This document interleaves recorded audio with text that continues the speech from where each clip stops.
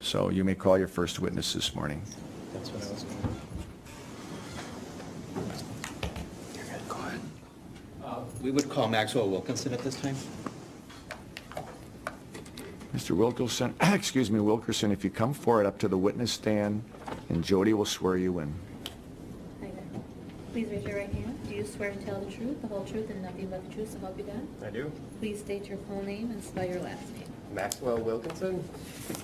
Wilkinson, W-I-L-K-I-N-S-O-N. Thank you. Thank you, Maxwell. Do you go by Maxwell or Max? Max. Mine. Well, thank you. There's a microphone in front of you, please. It's a long one. It's not the. This It's a long flat one. No, the other one. This one. Yeah, Okay. please. Address your statements into that to the jury as we're speaking. Make sure that they can hear you. And I'll try and talk loudly so everyone's heard. Are you from Green Bay? I'm originally from Seymour, but I've lived in Green Bay since 2008. What do you do for a living? I'm an environmental scientist for a consulting company. I'm going to take you back to 2016, May 22nd of 2016. Do you remember being at the Badger State Brewing Company? I do. You were with some friends that day, isn't that true? Yes. And you met up with a friend named Nikki Dallas, Yes. and you two were she brought a concern to you, didn't she? Ultimately, she kind of joined our table. We were at a brunch event at Badger State, and she joined our table. We have mutual friends, so she sat down and she looked pretty distraught, and she was describing her evening prior. And when she started to talk, I started to connect some dots. She was talking about a friend that was missing, isn't that true? Yes. And you started to connecting some dots because you had been out the night before, isn't that right? Yes. And you thought that you may have seen some parties that she was talking about. Mm-hmm. And so she indicated to you that she gave you the card of Investigator Shields, isn't that right? That is correct. And in that card, of course, it had his phone number. Yes. You made contact with Investigator Shields on Monday? Yes. That would have been the 23rd of May? Yes. Does that sound right? And you met with with Investigator Shields at the Sheriff's Office? Correct. And you started to give him information that you may have had from the night of May 21st. Is that right? Correct. Or the morning of May 21st? Yes. So, if I understand it right, the statement you gave to Mr. Shields, you indicated that you were at the sardine can with some friends, Correct. and two people approached or joined your group. Yeah.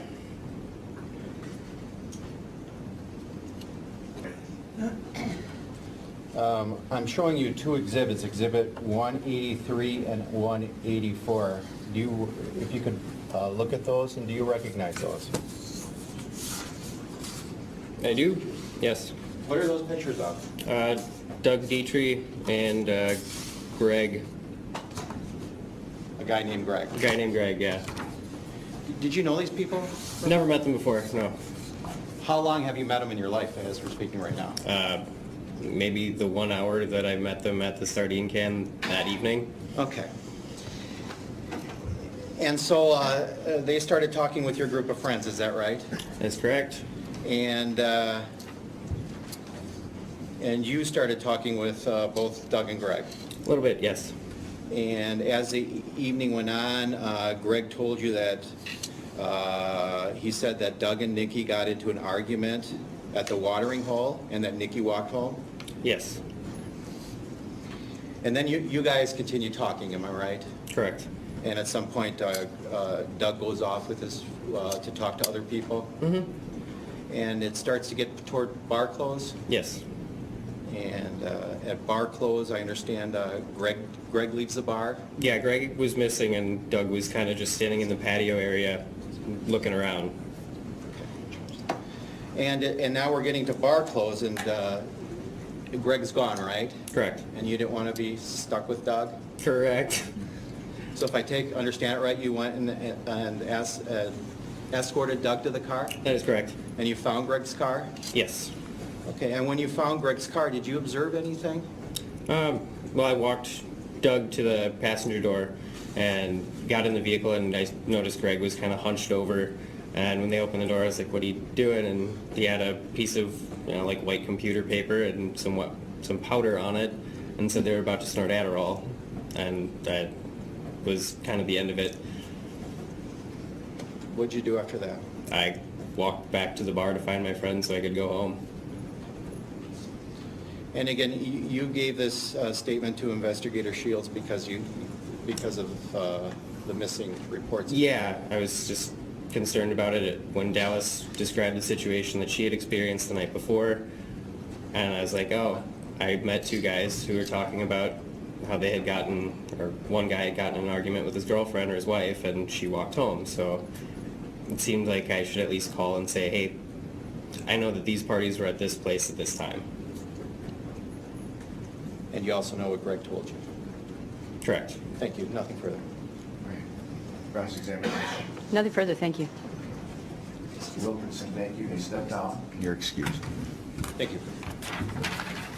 183 and 184, Attorney Cano, do you want those admitted? Yes, Your Honor. Any objection to those two exhibits? No. 183 and 184 are received. Next witness. The defense would call Lisa Skoletsky. Ms. Gillespie, if you come forward here, and Madam Clerk will swear you in by the witness stand. Here's your right hand. Do you swear to tell the truth, the whole truth, and nothing but the truth, so help you God? Please state your full name and spell your last name. Lisa Janice Skoletsky. Oh, sorry, it's okay. Lisa Janice Skoletsky. Please spell your last name. Skaletski. Thank you. Lisa, you have a nice soft voice. If you sit up near that microphone and just speak up when you're answering, and then whenever you're ready, counsel. Thank you. Hi, Ms. Skoletsky. How are you today? Good, how are you? Good, thanks. How long have you lived in this area? My whole life. And where do you currently live? In the city of Green Bay, De Pere, Ledgeview? Ledgeview. How many kids do you have? 3. And how old are they? 19 and a half. And what do they all do right now? They're all in college. All in different colleges? One's at UWGB, one is at La Crosse, and one is at Whitewater. And what do you do for a living? I'm an operations manager for United Healthcare. Going back to May of 2016, were your boys still in, or were your children still in high school? Yes. And where were you, what was your exact address in May of 2016? 2340 Berkeley Road, De Pere, Wisconsin. Were you aware who lived at 2329 Berkeley Road? Is that Mr. Dietrich? I don't know the address. Did you know that Mr. Dietrich lived within proximity of you? Yes. And then on the morning of May 21st, can you tell us, do you remember how you started your day? I typically go grocery shopping on Sundays, but the kids were sleeping, so I decided to go in the morning. So I just got up and went grocery shopping in the morning. Lisa, I'm going to have to remind you to speak up near the microphone so the jury can hear you, all right? Okay. Go ahead. So it was specifically on Saturday, May 21st at 10 a.m. You said you went to the grocery store? It was in the morning. It was a while ago, so I don't know. He said Saturday, the witness actually said Sunday. No, Sunday I typically go grocery shopping, but this time I went on Saturday. Okay, so we have that clear. Thank you. You can continue. So do you remember the exact time? No, I don't. It was just in the morning. Sometime before noon? Most likely, yes. And when you were driving to the grocery store, do you remember seeing anybody at the Dietrich residence? I saw a gentleman standing in the driveway on a cell phone. And at that time, did you know who that gentleman was? No. But you knew he was on his cell phone? Or a phone? Yes, that's what it looked like. And at the time, that didn't seem that suspicious? No, Miss Vanderheiden had been outside with their kids once in a while, so we saw her, but I had never met him before, so I didn't even know that was him. Did you later become aware that that person you saw was Doug Dietrich? When we saw him on the news, yes. And then you knew that that person was Doug Dietrich? I assumed it was, yes. And then later, on May 23rd, did investigators come talk to you about this incident? Yeah, yes. And you wanted to tell them anything that you had seen on that day? Just what I told you. I have nothing further, Judge. Thank you. Cross-examination? Just to clarify, Ms. Koletsky, you did speak with investigators on May 23rd, 2016, right? Yes, they were in the neighborhood. And that was just a couple of days after this incident, right? Right. And at that time, you told Investigator Wilson that you saw a tall white male of medium build standing in the driveway on the phone, that you would not be able to pick him out of the lineup as you did not get a very good look at him, right? He was, yeah, exactly. He was dark-haired, medium build, yeah. And this is, of course, as you're driving your car on the way to the road, Right, I'm driving my car and I hadn't seen him before. Okay. No questions. Any redirect? Just the person that you did see, they were on their phone and you knew they're in the driveway of what you knew to be the Dietrich residence, correct? Yes. Nothing further. All right, thank you, Ms. Koletsky. Lisa, you may step down, and you're excused. The defense can call its next witness. The defense would call Donald Chick. Morning, Mr. Chick. If you come forward, and Madam Clerk will swear you in by the witness stand. Please raise your right hand. Do you swear to tell the truth, the whole truth, and nothing but the truth, so help you God? I do. Please state your full name and spell your last name. Donald J. Chick, C-H-I-C. Thank you. No K on the end. Okay. Mr. Chick, you may take the witness stand. Good morning, Mr. Chick. Hello. That microphone bar is, that's not the right mic, that's the bar right by your hands. Oh, hello. Perfect. Mr. Chick, how long have you lived in Green Bay? Since 1969. And what do you currently do? Nothing. Because you're retired? Yes. And what did you do before you were retired? Security officer, and then before that, I was a police officer in Green Bay. And how long were you a Green Bay police officer? 28 years. And during that 28 years of being a police officer, did you receive training and different experience? Yes. Can you describe some of that for us?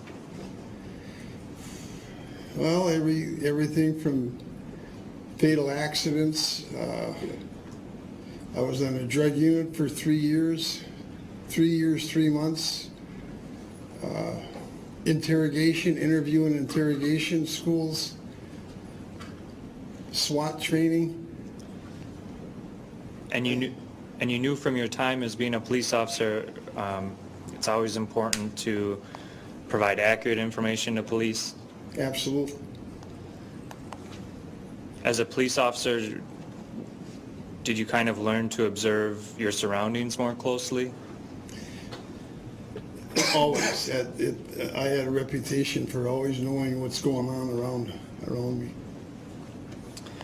Now, where do you live, Mr. Chick? In Ledgeview. Do you know who Doug Dietrich is? Yes. And how do you know Doug Dietrich? I was married to his aunt. Do you know where Doug Dietrich lives? Yes. And where is that? It's on Berkeley Street. So taking you to specifically Saturday morning, May 21st, did you happen to drive by Mr. Dietrich's residence in the morning? Yes. Do you remember roughly what time? About 11 o'clock. And when you drove by Doug's house, were you able to look into his garage or see into his garage? Yes. Were there any vehicles in his garage? No. Were there any other vehicles in his driveway? Yes. And what type of vehicle was in his driveway?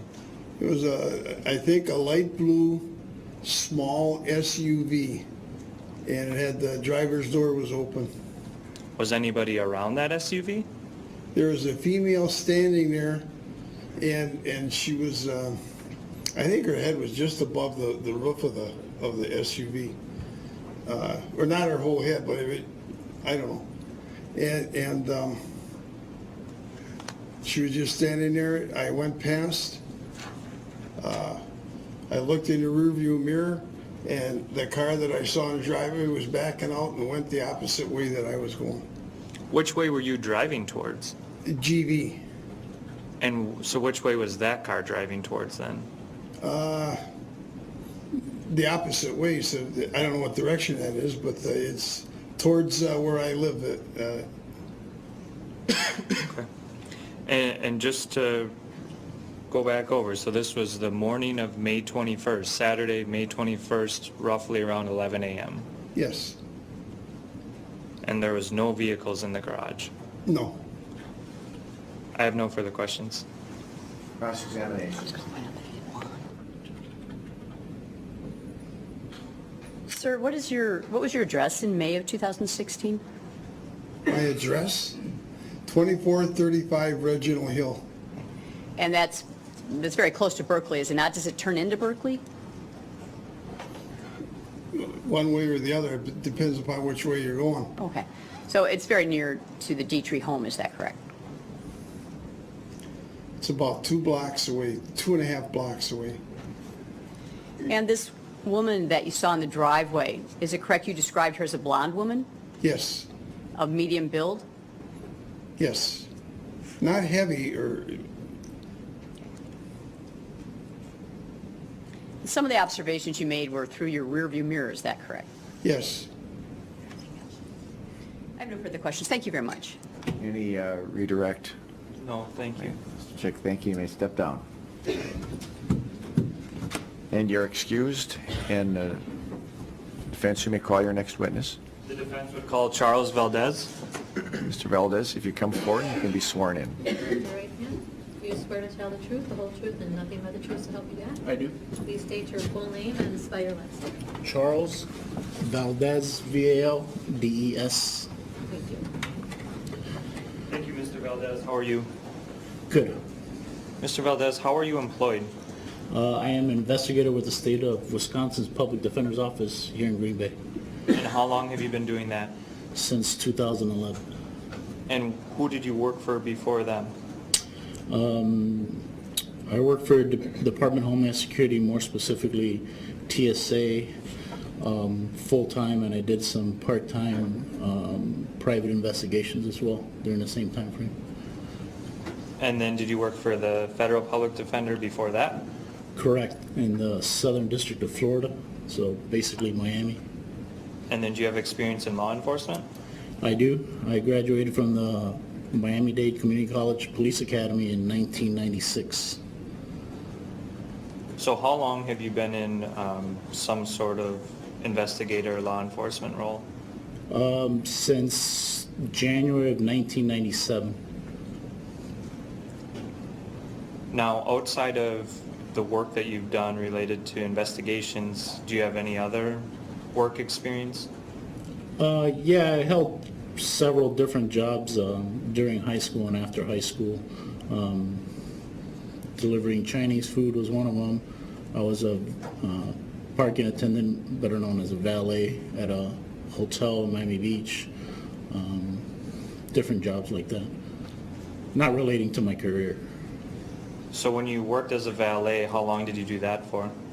From my sophomore year in high school, right around when I would have gotten my license at 16 till I graduate, maybe a year after out of high school, so maybe 3, maybe 4 years. Have you worked as a valet since then? No. But have you kept up with cars and general technology related to cars? Sure, I've always found it interesting to kind of know about vehicles and technology and as it relates to that stuff. How many different cars have you owned? Easily over 20. So specifically, can you explain for the jury what a valet key is? Objection, foundation. Attorney Sugar? I think I just laid it. You worked as a valet. I'm going to overrule the objection. Go ahead. Can you repeat the question? Can you just explain for the jury what a valet key is? A valet key is a key that's designed to open the door and start the vehicle.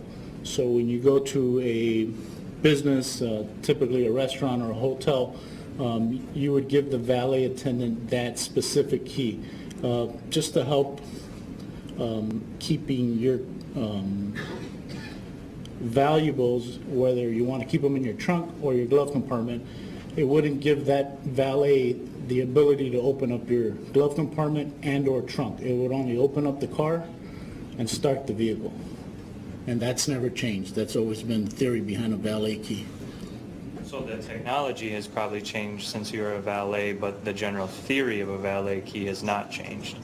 Yeah, the technology has changed over the years and even today, but the theory behind it has not changed. It's the ability to give the valet the ability to move your vehicle and park it for you, but not be able to go through your glove compartment and or your trunk so you can keep your valuables secured. And you've been in court for most of this trial, correct? Yes, pretty much the entire trial. Were you in court when Detective Slinger or Sergeant Slinger testified? I was. And you heard him testify about how he tried a valet key on Nikki's vehicle and it did not start the vehicle? Correct. Based on your experiences as a valet and in life, what did you think of that? Objection, Your Honor. It's a Hazeltine violation to the extent that he's addressing the credibility of the witness. He certainly can address whether or not a valet key would have started the vehicle. I think it does call for a commentary on the veracity of the witness, which is precluded. There are other questions that can be asked. I'm going to sustain the objection. Have you ever heard of a valet key not starting a vehicle? If the valet key was, so if you bought a vehicle and the key came from the dealership, it should start the vehicle. There may be an instance where the valet key or an additional key was made that maybe wouldn't start the vehicle because it wasn't programmed, but the general idea of a valet key is that it would start the car because that's why it's a valet key. The valet attendant would not be able to do his job if the valet key doesn't start the car. That's the whole point of it. It's to be able to give the valet attendant the ability to drive the vehicle and park it for you, so he would need it to start the car. If it didn't start the car, then it wouldn't be by definition a valet key. So then moving on, do you know what a CCW is? Yes? And what is it? It's a concealed permit. And what does that mean? It allows you to carry a concealed firearm or weapon. Do you have a concealed carry? I have two of them. Where are they out of? I hold one for the state of Wisconsin and I hold one for the state of Florida. Can you generally describe the process you went through to get Wisconsin's? Wisconsin, I needed to be fingerprinted. I needed to show proof of either some type of background to firearm safety, which was my police academy, and I filled out an application and the fee, and then the waiting period to get it. And a picture, I apologize. I think I have to send in a picture. I don't remember right now. So there's a lot of work to get a concealed carry permit. Yes. Why did you get a concealed carry permit? Just for my safety and my family. And how do you use it? For work, I'm not allowed to have it on me, but I'm allowed to keep it in my glove compartment. For work, outside of work, I'm allowed to carry it concealed on my body. And what you keep saying it, what is it? What is what? You conceal it. What What are you referring to? It's a small firearm, or a Ruger 380. So is that a handgun? Yeah, it's a handgun. It's just a real small, compact handgun that fits in my pocket, and you can't really tell what it is. Do you own any other guns? Yes. And what are those? I own 3 shotguns, 3 rifles, and that handgun. And you have never concealed the shotgun, correct? No. Never concealed the rifle? No. So the purpose of a concealed carry permit is to conceal a handgun? Correct. His purpose. It only goes to what this person uses it for, so you can ask what, I'll sustain the objection, you can ask him what his purpose is for. Your purpose for having a concealed carry permit is to conceal a handgun? Yes. I have no further questions. All right, cross-examination. Mr. Valdez, you're not an attorney, correct? No. You're aware of Wisconsin statutes that outline carry concealed permit law? Sure. Are you aware that having a carry concealed permit also allows someone to carry an electric weapon, which you would not be able to carry unless you had a carry concealed weapon permit? Correct. Likewise, a billy club, in order to carry a billy club, you have to have a CCW permit, correct? Absolutely. Is the CCW permit that you received, did that come ready-made, packaged with a handgun? No. You have to buy that separately, right? Correct. I believe you touched on this a little bit earlier, but the notion of a key that you could buy from a third party that might not be programmed to work in a particular vehicle. You're aware that those keys exist, correct? Absolutely. With respect to the keys that were hanging on the key rack in the Dietrich residence that Detective Slinger testified about using to start the vehicle, did you ever view those keys? No. Did you ever attempt to try them in the vehicle? No. And you are aware that there are keys that can be bought from third sources that would need to be programmed in order for the vehicle to start? Correct. No further questions. Redirect. Is there any purpose for having a key that doesn't actually start your vehicle? Maybe if you get locked out of your vehicle, to have somebody come and open up the door for you. And that's about it? That's all I could think of. Nothing further? Recross. No. Mr. Valdez, thank you. Let me step down. We call your next witness.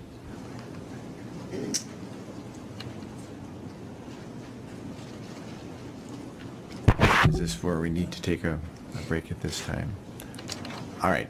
Ladies and gentlemen, I know we've only been out here a short time. It's anticipated that the next witness will be Mr. Burch. There needs to be some housekeeping matters taken care of, so I'm going to have to excuse you at this time. And when we return, we'll continue with the defense case, all right? All rise. Are the same, and the defense is in the middle of their case. The defense is going to call Mr. Burch at this time, ladies and gentlemen. As is normal protocol, the court had to ask some questions of Mr. Burch. This is why he's on the witness stand already at this time. And so you may formally call your witness, and then we'll swear him in at this time. Judge, at this time, the defense calls George Stephen Burch to the stand. Mr. Burch, if you stand, and Jody will swear you in. Please raise your right hand. Do you swear to tell the truth, the whole truth, and nothing but the truth, so help you God? Yes, ma'am. Please state your full name and spell your last name. George Stephen Burch, Jr., B-U-R-C-H. Thank you. Mr. Burch, the same reminder, the microphone's in front of you. Speak nice and clearly so the jury can hear you. And whenever you're ready, Attorney Stebbins. Hey, George. How you doing? Good. You've been sitting here for a long time. Yes, sir. Probably have a lot you want to explain to the jury. Yes, sir. Let's start from the beginning. Okay. Where were you born? Hampton, Virginia. Hampton, Virginia? Yes, sir. Are there any other cities or names that Hampton, Virginia goes by? Newport News. Newport News? Yes, sir. And what part of the state of Virginia is that in? It's the far southeast side of Virginia on the Atlantic Ocean side. A lot of seafood down there? Oh, yes, sir. And what was your mom's name? Sharon Diane Burch. What did she do for a living? She was a beautician. How about your dad? What was his name? George Stephen Burch, Sr. So you're the junior? Yes, sir. Do you have any brothers or sisters? No, I was the only child. Okay. And those parents you just described, were those your biological parents? No, sir. I was adopted when I was a week old. Okay, so you've never actually met your biological parents? No, sir. And what did your dad do for a living? He was head supervisor of an insurance firm. So like a salesman, or? He oversaw all the other salesmen also. But yes, essentially. Mr. Burch, can you pull that microphone closer to you, a little right in front of you then? Thank you. Yes, sir. So going back to Hampton, Virginia, or Newport News, could you describe that community as you grew up in it? Very family orientated, tight-knit community, sports. Did you play sports? Yes, sir. What kind of sports did you play? Football, basketball, and baseball. And did you start that at a young age? About 5. Pretty young? As soon as I could get on the field, pretty much. Okay, the sports were big down there. Yes, sir. What about the size of Newport News or Hampton? Is it larger than Green Bay? Yes, sir, definitely. When you were a kid, how does that community compare to Green Bay, as you know Green Bay? It was pretty much a lot like it is now here. Tight-knit, everybody's cares about everybody. Everybody into sports, back sports, high school sports, things like that. So going back to just your family, did you guys have a house, or did you live in an apartment? A house. And that was officially within Hampton? Yes, sir. Okay. So was it just you, your mom, and your dad? And my grandfather ended up living with us when he got sick. Yeah. Okay. When was that? I was probably about 3 or 4, I would guess, roughly. Pretty much my whole life there, he was around. And was he working at that time, or what? No, he was retired. He had Alzheimer's, so my dad decided to take care of his father, and we all just helped. Were you close with your grandfather? Oh, yes, sir. And what did he do prior to him getting sick? He was a Mopar mechanic for 31 years. Okay. Did you have other grandparents besides him? Ones that lived away, yes. Okay. How about aunts or uncles? Did you have a large extended family? Somewhat, yes, sir. A lot of them traveled around. My grandfather was a preacher, and my one uncle was a missionary. He's been in Africa for like 30 years now. So growing up, were you involved in, I guess, your grandfather's church? Was it your grandfather or your uncle? Grandfather, yes, sir. Okay. Do you have any family pets? We had quite a few. We had dogs, and we had large exotic birds. Like what? African greys, blue macaws, blue front Amazons, cockatoos. All at the same time? Somewhat at times. It was almost like a jungle sometimes. Okay. And you said you had dogs too? Yes, sir. What kind of dogs did you guys have? My dad bred Rottweilers, and he also showed poodles. What do you mean by showed poodles? He dog competitions and stuff for people. He would groom them and would take them and show them. So, as far as being a kid, you said you played sports for fun? Yes, sir. What else did you do for fun? To hang out in the neighborhood, I guess pretty much sports was mainly a lot of things because where I'm from at 5 years old, you start playing sports, and that's, if there's a sport to play, normally you're in it. That's the big thing. We don't have a professional team, so it's a big emphasis on local sports and colleges and things like that. Now, I guess, is Hampton or Newport News, I know you said it's by the ocean, or is there Right next to the Atlantic Ocean. So there's a lot of water around that area? Oh, yes, sir. Did you go fishing a lot? Growing up, every weekend that we could get out in a boat, we normally were on a Saturday or Sunday. You said we? It was always me, my grandfather, and my father. And you would actually go out on the ocean? Yes, sir. What kind of fish do you catch? Flounder, trout, croaker, all different types. And has that kind of stayed with you throughout your life? Yes, sir. I've pretty much enjoyed fishing my whole life. As a kid, did you go to school? Yes, sir. Where'd you go to school? Up until 4th grade, I went to a private school. Then after that, I ended up going to fundamental schools. It's a school where you have to be selected to go to the school. You can't just go to the school. And then I went to a public high school. So you said you went to a private school, I guess kindergarten through, did you say 4th grade? Yes, sir. Is that how the schools are set up down there? Or? It's K through 5, 6th through 8th, and then 9th through senior year. Okay. So you went to the private school until 4th grade? Yes, sir. Then you said you went to a fundamental school? It's pretty much a school. You can't just go there because you want to go there. You have to be selected to go to the schools. And then you said you went to a public high school? I went to Bethel High School. Did you play sports throughout that whole time? Yes, sir. And again, what sports did you play? Football, basketball, and baseball. Okay. What was your favorite out of those?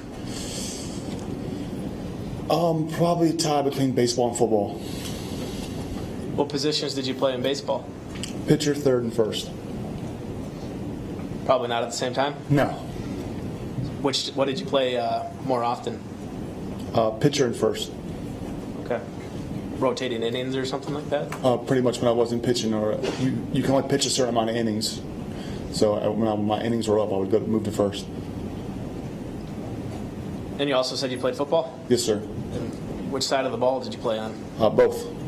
I played tight end for offense, and I started off at defensive end and moved to linebacker.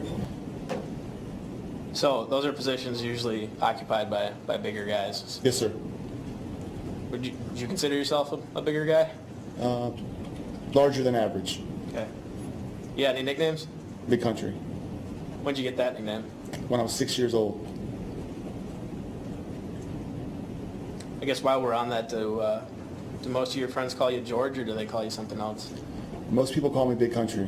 Like I said, I've had it growing up playing sports my whole life, and it's just always stuck. That's what the average person calls me. If not, they call me Steve. And if they call me Stevie, that means I've known him since I was real little. Did you work in high school? Yes, sir. I worked. My first actual job was when I was 8 years old. I got a gas can and a lawnmower for my 8th birthday. Why don't you tell us more about that? Me and my father had made a deal that anything I wanted, as long as I paid for half, that he would pay for the other half. So I cut out local lawns and things like that. So your dad, you said, got you the lawnmower and the gas to get you started? Yes, sir. How old were you when you said you did that? 8. And then did you say you cut kind of the lawns? Neighborhood lawns, clean gutters, rake leaves, whatever needed to be done. I was a huge Michael Jordan fan at the time, and all his stuff was expensive. My dad didn't believe in paying more than $10 for a pair of jeans. So. Did your dad help you, or at least in the beginning when you were doing that stuff? Yes, sir. My whole life growing up, he helped me. Kind of showed you how to do that? He taught me how to work, just to work hard and have a good work ethic. You close with your dad? My best friend. So when you were in high school, were you still doing lawn care and landscaping? Yes, sir. Did you have any other jobs? I started when I was 13 as a dishwasher in a restaurant. What was the name of that restaurant? There was 2 of them. They're right next door to each other. One was Sammy and Nick's, and one was Captain George's Seafood. So when you say they're right next door to each other, is that like on a downtown area, or? Where I lived, my house was 2 doors down from a main highway or main road, and they were on the main road. And you said the first one was at Sammy and Nick's? Sammy and Nick's, right. It was a Greek restaurant. And what did you say you did there? I would start off as a dishwasher. And after a couple months, I started paying more attention to the cooking aspects of everything, and they noticed I was paying attention and learning, and they ended up moving me to a cook. And was that, I guess, how soon did that happen? Were you still 14 or? 14, roughly, yes, sir. And the other restaurant, what was? It was Captain George's. It was a prestigious, high-end seafood restaurant. And what did you do there? Started off dishwasher and ended up moving to a line cook. And what exactly is a line cook? Predominantly is anything that needs to be done to get the food out the window, honestly. It could be fries, salad, dessert, whatever needs to be done to sell the food. And while you were working those two jobs, had you given up on the, I guess, personal lawn care business? No, whenever there wasn't other things going on like sports or anything like that, I helped my father. We had a little side business we did when he wasn't working on the weekends.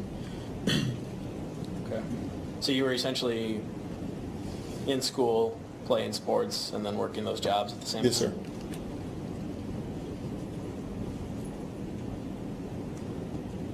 Now, you described the area you grew up in. It's fair to say you said it's kind of similar to how Green Bay is? Yes, sir. As you grew up, did that start to change? Yes, sir, dramatically after a while. What do you mean? A lot of crime, drugs took over, things like that.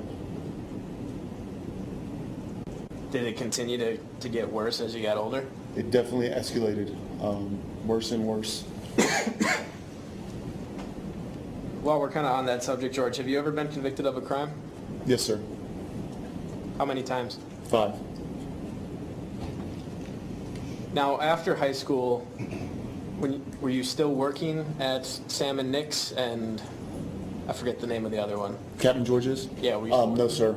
I ended up working at other restaurants. Which other restaurants? TGI Fridays and Olive Garden. What'd you do at Fridays? Was a lead grill cook. So what does a grill cook do? Pretty much prepares all the grilled meat and everything that would come off the grill area. Okay. And what about at Olive Garden? Saute cook. So what's a saute cook do? 3/4 of Olive Garden's menu is saute. It's you make the sauce, you prepare everything that comes out. It's the guy you see sweating with all the burners and fire going everywhere with the saute pans. Do you like that kind of work? I actually love it. Why is that? It's a little bit of self-gratification. You get to see people's look when they get the food and try it and like it and things like that. And you keep busy, you're always doing something. Were those your primary jobs after high school, or at least initially? Yes, sir.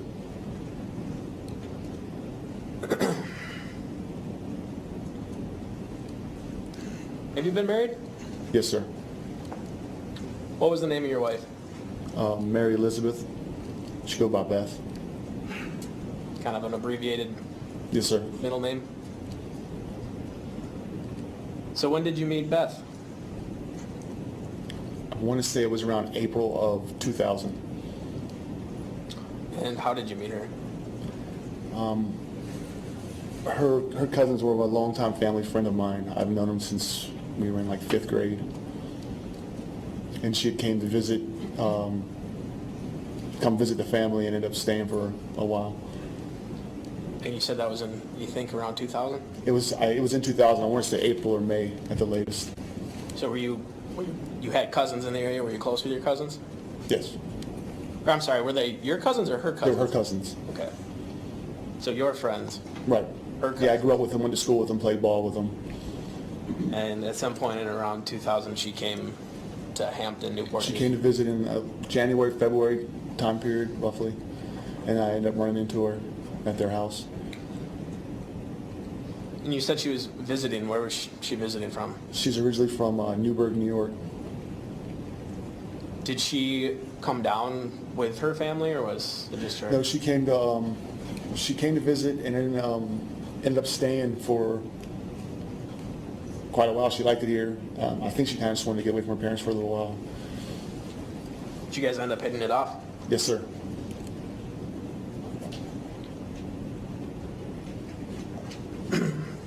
So did you guys stay together in Virginia? Yes, sir. We, I guess, officially started dating end of, let's see, May 30th was kind of official when we really started dating, because I remember we kind of tried to get married around that date if possible. So and as I said, so you did end up marrying her? Yes. Did you get married in Virginia? No, we got married in New York. So how did you guys go from Virginia to New York? That's where she was originally from. That's where she was visiting? Visiting from, right. Visiting from? Yes, sir. And her parents lived in New York? Yes, sir. So you agreed to, I guess, go back to New York, be closer to her family? But right, basically pretty much for us to start our life somewhere different, I guess. And why did you guys want to start your life somewhere different? Where I'm from was rapidly getting worse. We didn't see it as a perfect place to raise a child. If we decided to go that route, it was a lot of violence and things were going on. People were getting shot and things stabbed and like that all the time. What is all the time? Pretty much almost every day you'd see it in the news. Someone was getting stabbed or shot. So you guys decided to move to, was it Newburgh? Newburgh, New York, yes, sir. It's about 40 minutes north of New York City. Did you know anything about Newburgh before you moved there? Not a single thing. Did she, I guess, have to do some convincing to get you to move there? She kind of baited me, I guess the best way to put it, because her family lives on one of the most prestigious bass fishing lakes in New York. And what lake is that? It's Orange Lake. And what kind of fishing did you know happened in Orange Lake? A lot of bass fishing, largemouth, smallmouth. The best part about it was that it was not open to the public, so just anyone couldn't come. You actually had to live on the lake or have lake rights through a family to even touch the water. And her family lived on that lake? Yes, sir. So you agreed to go to New York with her? Yes, sir. In part motivated by the potential fishing opportunities? Right. So did you guys move in with her parents? No, we got our own apartment. Was that close to her parents? About 15 minutes away, roughly. It's in the same city. Had you met her parents prior to moving there? No, sir. So she came back from Virginia with you, I guess? Yeah, they laid down a couple hurdles, but yes, sir. Did you have a job lined up when you moved to New York? No, sir. And I know you said you didn't really know the area. Did you know anybody there? Just her. And her family? Well, you didn't know her. I hadn't even met her family when I got there. Did she have a job lined up? Yeah, she was a waitress, a server. So you said you guys had an apartment? Yes, sir. You pre-planned that? Well, we had saved money and everything for the move and pre-planned it when we moved there. We had already put the down payment on the apartment and everything before we moved in. Once you got there, did you end up finding a job? I'd say within not even the first week, roughly, I found a job. Found a job doing what? Construction, drywall, metal framing. Had you worked in construction beforehand? I had never worked with drywall, metal framing before in my life. So did you get hired as what position, I guess, were you hired for? I guess the best way to put it would be laborer, entry level.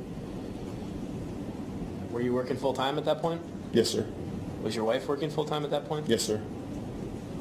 And again, you said she was a server? Yes. What was the name of the company that you worked construction for?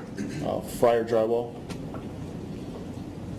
And did you work there basically the entire time you were in New York? Predominantly, yes, sir.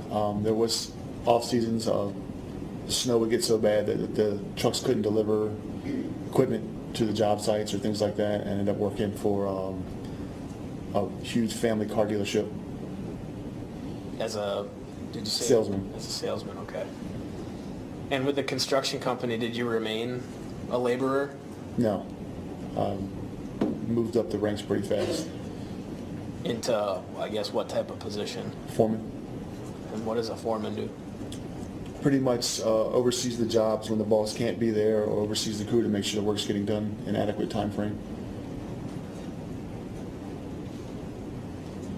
Now, I think you said that you guys got married in New York. Is that correct? Yes, sir. Was that pretty soon upon getting there? We were there about a year.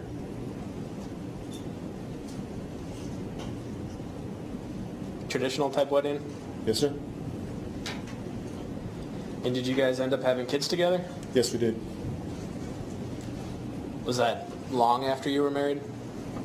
The first one came about a little under a year. And was that a boy or a girl? Boy, Well, what's his name? Tyler Stephen. Okay. And did you have more kids together? We had another boy, And what's his name? Colin Dominic. And how old are they now? Tyler just turned 16 and Colin just turned 13. Are you close with them? Yes, very. How often do you talk to them? Daily basis, FaceTime, things like that nature. Text message. I at least communicate with them, see how they're doing, see what's going on with them.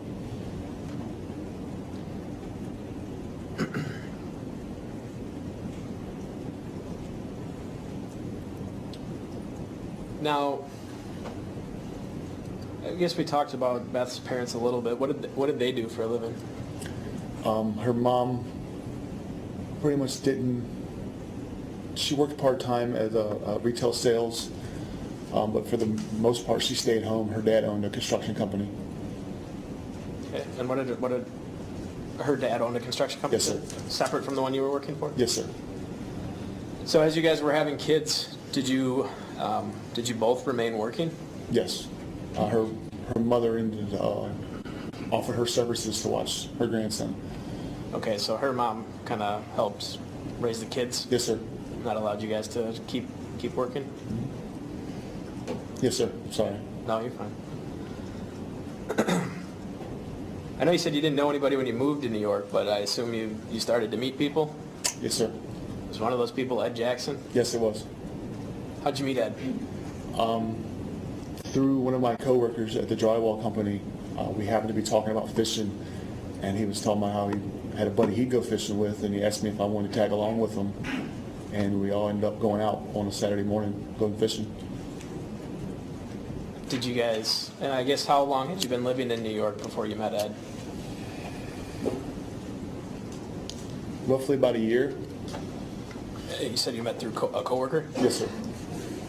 Did you and you went fishing together? Yes, sir. Was that on this prestigious lake? No, that wasn't until later when they found out I had access. Okay, tell me more about that. We had went fishing this one lake you could walk up in and walk across the rocks and waterfalls. That's where we originally went fishing. And I, talking to people in general about fishing, had scouted areas that you could get into. And I ended up taking them not to Orange Lake, but to another secluded lake that was huge for bass fishing. And you said you had known about that lake? Yes. And they didn't? No, sir. Did a lot of people know about that? No, it's an old apple orchard. You had to, one, know where the trail was, and two, you had to have a four-wheel drive vehicle that you didn't mind getting scratches on to get to. And did you have that kind of Yes, vehicle? sir. I had a Jeep. Okay. Now, you said you met Ed through your coworkers. Was it you and your coworkers and Ed that kind of always went fishing together? It was, originally it was me, my coworker, and Ed, and then for the most part it was normally me and Ed almost every weekend. And his son would tag along every once in a while. So you guys spent a lot of time together? Yes, sir. Was Ed married at that point? No. No, sir. We heard from Linda Jackson earlier. Was Linda there with him? No, sir. Okay.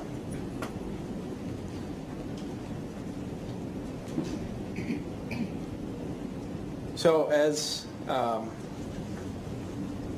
you and your wife were raising your family, did there end up being some bumps in the road? Yes, sir. We married very young, got together very young, so we were kind of working our way through the marriage and figuring out, which way to go because we really didn't have anything else to compare it to. Were her parents, I guess, involved in the relationship? Somewhat, yes, sir.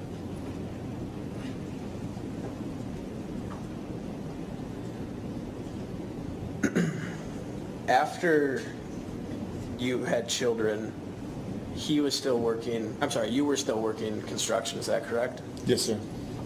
And did Beth find a different line of work? Yeah, we had spoke about long-term goals, what we plan on getting out of life, where we want to end up at the end of our life together, or hopefully still together.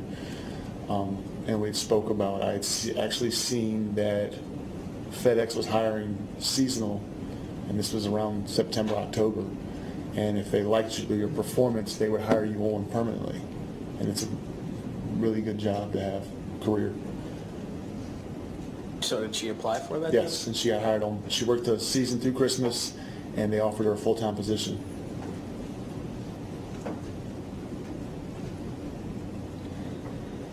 Eventually, did you and your family leave New York? Yes, sir. And where did you leave New York for? There had been some issues with my father and his medical issues, and he was getting really bad off, and I'm only child. So I talked to her about it, and she understood the whole thing, and with her job, she could transfer.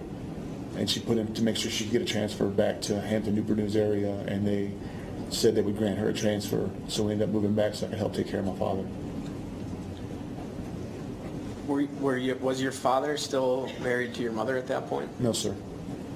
Were they divorced? Yes, sir. When did that happen? When I was like 10, roughly. So it was while you were living in New York that you got wind that your father's health was? Yes, sir. And I didn't want to be far away in case something happened. I couldn't get to him. Had he been sick before then? Small problems, nothing huge. But then he was born with an enlarged heart, and pretty much his heart was shutting down. And so your mother wasn't really in the picture helping him at that point? No, sir. Where was he living? He had his own little apartment. So you discussed the situation with Beth and decided to move back to Virginia? Yes, sir. She completely understood. And did you say she was able to transfer her job? Yes, sir. The kids came with you? Yes, sir. Did you move in with your dad? No, sir. We moved reasonably close. I could get to him within a matter of probably 3 minutes if I needed to. So was that an apartment or a house that you Moved to a house.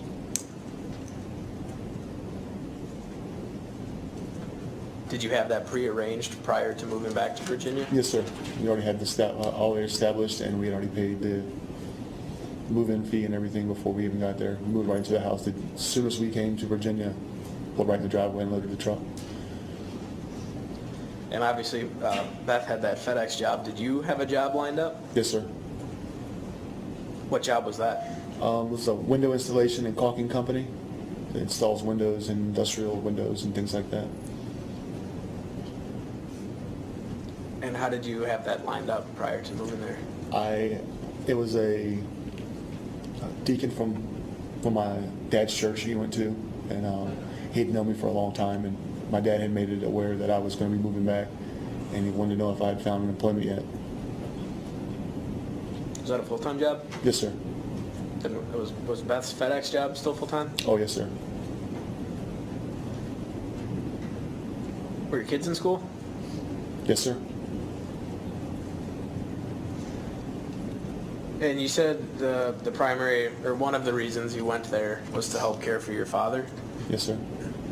Is that what you did? Yes, sir. I guess, what did you have to do, or what?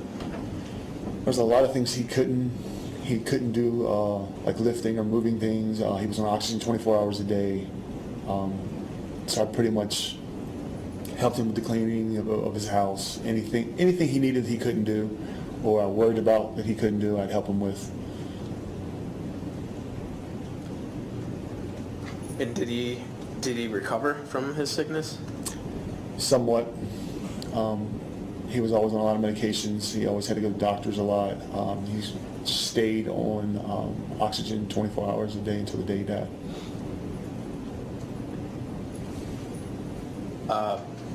And again, once you moved back to Virginia, were you very involved, I guess, with your mom at that point? Not really. Focused on your dad? He's always been my best friend. And also your own family? Yes, sir. And you said he ended up passing away. Yes, sir. When was that?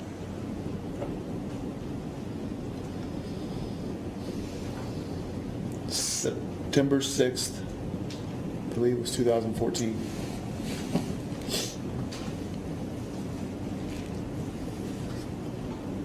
Were you still married at that time? Yes, sir.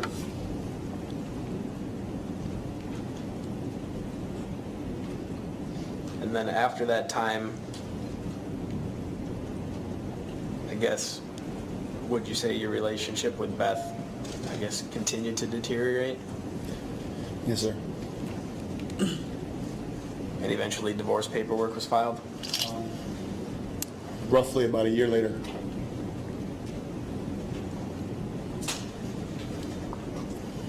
How'd your kids handle that? It hurt him,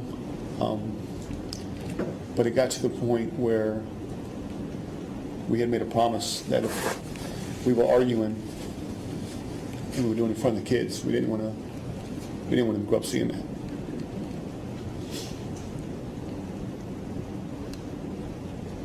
Eventually then, did they kind of understand the situation? We talked to them about it. They were getting up, and we've always been very straightforward with our kids, very open and honest with them. We try not to sugarcoat things if we don't have to. We can be honest with them. We keep it that way. And you guys were living in that house? Yes, sir.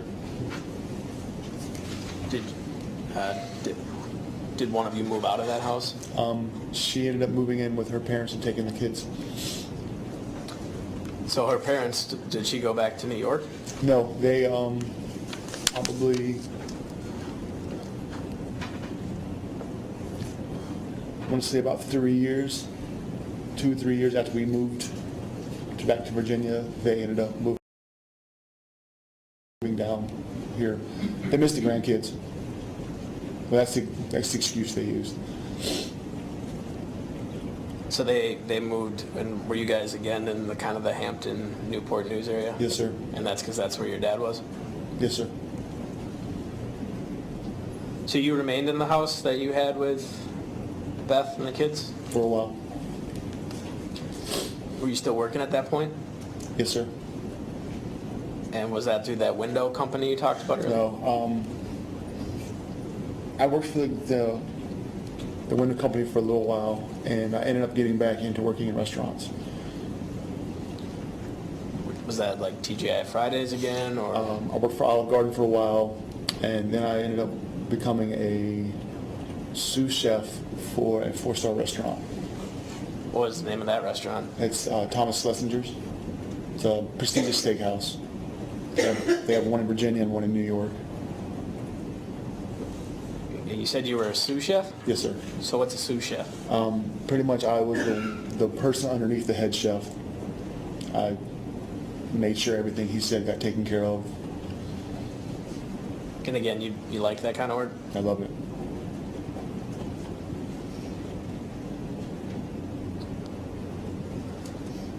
While you were in Virginia, did you maintain contact with Ed Jackson? Yes, sir.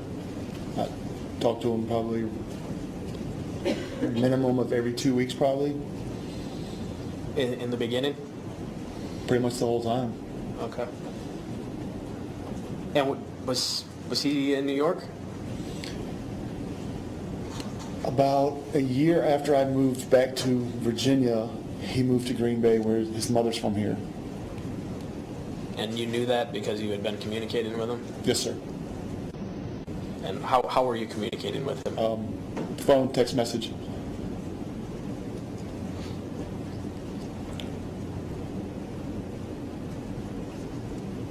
So he, I guess, was living in Green Bay for a period of time before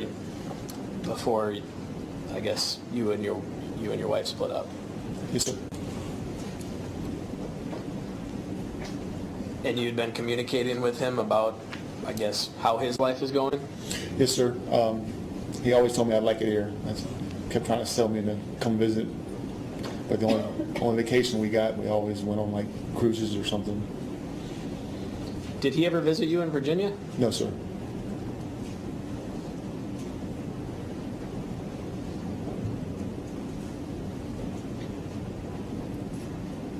And I guess, when did you first know of Linda Jackson? I knew he was dating her, but didn't physically ever speak to her or know her directly until about a week before I moved here. So I know you said that Ed was kind of filling you in on how his life was going up here. Did you keep him informed of what was going on with you? Yes, sir. Did you kind of fall on, I guess, some difficult times after the split? Yes, sir. And Ed was always, after my dad passed away, he was like the only person I could really talk to. He's older, so it was like a father figure. That's why we got along. He reminded me a lot of my dad.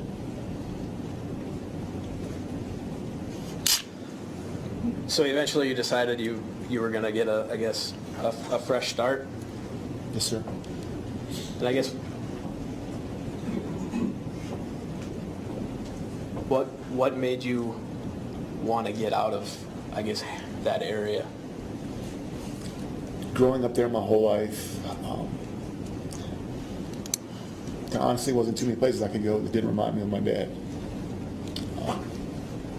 That and just my marriage, just everything seemed to overwhelm me there for a little while.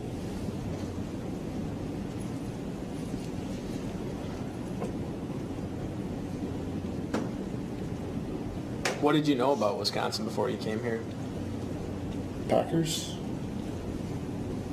Like to drink beer, and cheese. That's honestly about all I knew. So all the stereotypes? I'd say yes. Okay. Did you know anyone besides Ed living here? No, sir. And eventually you and Ed, I guess, worked out arrangements for you to come to the Green Bay area? Yes, sir. What arrangements did you guys make? Pretty much come here and get away and find my bearings and decide what I want to do. How'd you get here? Train. 27-hour train ride. What route did that train travel? I got on the train at like 6 o'clock Sunday morning in Newport News, Virginia. Went through D.C., had a layover there.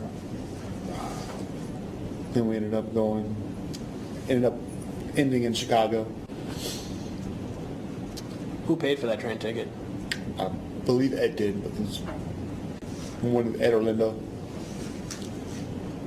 And so the train stopped in Chicago? Yes, sir. Was Ed there waiting for you? Pretty much, yes, sir. So you guys had arranged basically for the train to take you to Chicago, and then Ed was going to pick you up in Chicago? Yes, sir. And he did pick you up in Chicago? Yes, sir. And as far as dates and stuff go, to your best of your knowledge, when was it that you actually came, or you got to Chicago? I got on the train, sorry.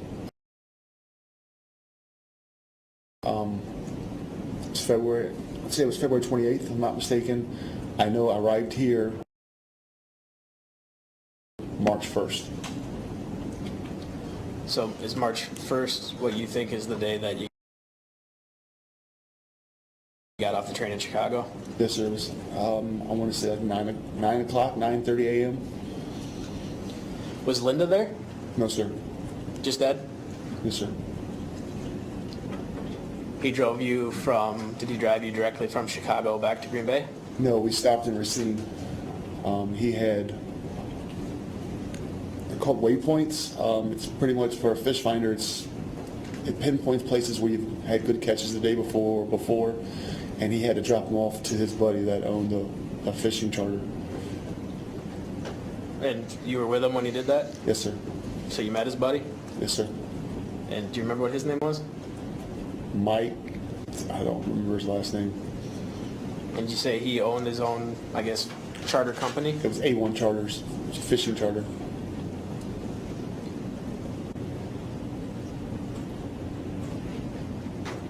Did you stay at Mike's at that point? No, we were only there for roughly about an hour.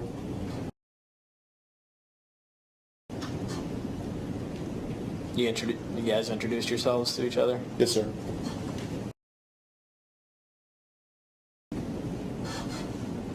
Did you, obviously you and Ed had fished a lot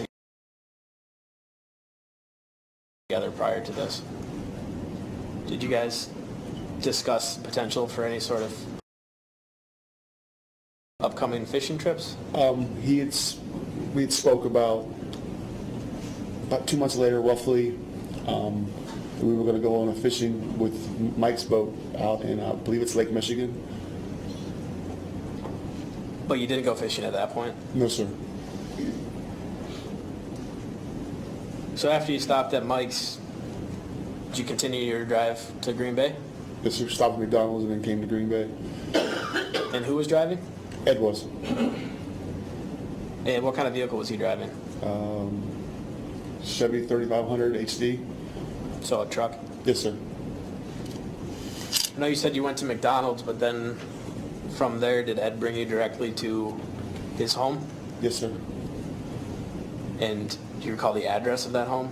912 South Greenwood. I believe it's Avenue. And that's Ed's house? Yes, sir. And you knew at that point that he was living there with Linda? They made me aware of it. She wasn't there when I got there. But she knew you were going to be coming? Yes, sir. You guys had made arrangements for you to stay with them? Yes, sir. And I think you said when you arrived at that residence, Linda wasn't actually there? No, she was still at work. Do you recall around what time you made it to Green Bay? It was afternoon, roughly 1 o'clock, maybe 1:30, somewhere around there. So you get to Ed's place, and I guess what do you guys do once you get there? Came inside, introduced me to the dogs, introduced me to his father. I didn't even know his father lived there. I just called him Mr. Jackson. I don't remember what his first name was. And he showed me where my room would be, carried my stuff to my room. What were the dogs' names? Zeke and Athena. I mean, Zeus and Athena, I'm sorry, was a German Shepherd. He actually passed away about a month after me being there. He had a heart attack. And they had a huge Doberman named Athena. So, 2 dogs, Ed, Linda, and Mr. Jackson. Yes, sir. Did you say you had your own bedroom? Yes, sir. Could you just, I guess, briefly describe how this house is set up, how it's laid out? From the street you walk in, and it's, I guess, a mud room, what you call it. And then you go into the main door. When you go into the main door, you can go left, and it's the living room, dining room, kitchen, bathroom, and there's a bedroom right there in like the dining room area, and that's where his father stayed because he couldn't climb the stairs. And then on the other side, you go, as soon as you come through the door, you go to the right, and it's stairs that go right up. My bedroom was the first door on the left, and then there was an office, and then it was Ed and Linda's bedroom. So Mr. Jackson, Ed's father, he had his own bedroom. Yes, sir. You had your own bedroom. Yes, sir. And then Ed and Linda shared a bedroom? Yes, sir. And then your bedroom and Ed and Linda's, those 2 bedrooms were on the 2nd floor? Yes, sir. There was an office in between. Did you bring a lot of stuff with you when you came here? Not really. Pretty much they have on certain things you can carry on a train. Bought some clothes, 2 pair of work shoes, and a pair of Jordans. When you say a pair of Jordans, what are those? Tennis shoes. So they had a bed, I guess, set up for you? They told me they'd have all of that. I'll just bring my clothes and bring myself. And I think you said you first arrived at that residence and got the tour and showed your room sometime in the afternoon? Yes, sir. What happened after you were, I guess, shown the residence? What did you guys do?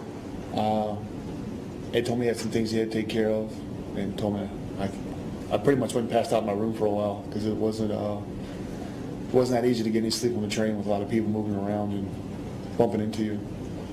Didn't fit too well in the seats either, so that didn't help. Judge, may we briefly approach? Sure. 12. There's going to be a new area of direct examination. It's a logical place to stop at this time and to have your lunch break. We'll reconvene at 1:15 and continue with the testimony of Mr. Burch. We'll see you then. All rise.